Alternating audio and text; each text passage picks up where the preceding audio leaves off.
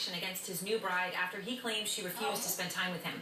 This despite the fact that he paid a dowry of nearly $20,000. Now, this would normally in Saudi Arabia just be a dispute between families, except for this. The man is reportedly 70 years old, and his bride says she's just 15 years old.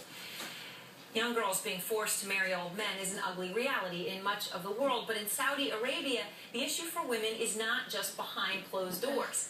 In addition to the concealing dress, which they must wear by law, women must be accompanied by a male guardian. They can be stopped and forced to show papers proving their relationship to the man that they're with. And women I know there tell me this practice is a little less common than it used to be.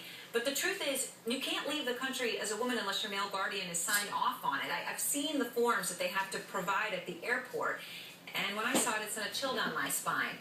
Certainly it's time for change. And how about starting with driving? Saudi Arabia is the only country in the world that still prohibits women from driving a car. It has been that way since 1979. Far from being an edict thousands of years old, it's very recent. When I'm there, I never get used to the fact that there are only men behind the wheel.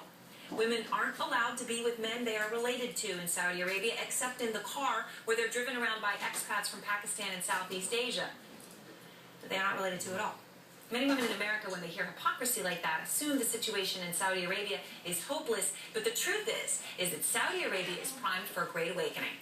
According to Oxford Strategic Consulting, about 57% of Saudi women have university degrees, most of them postgraduate. They are being given amazing educations. They just haven't had the opportunity.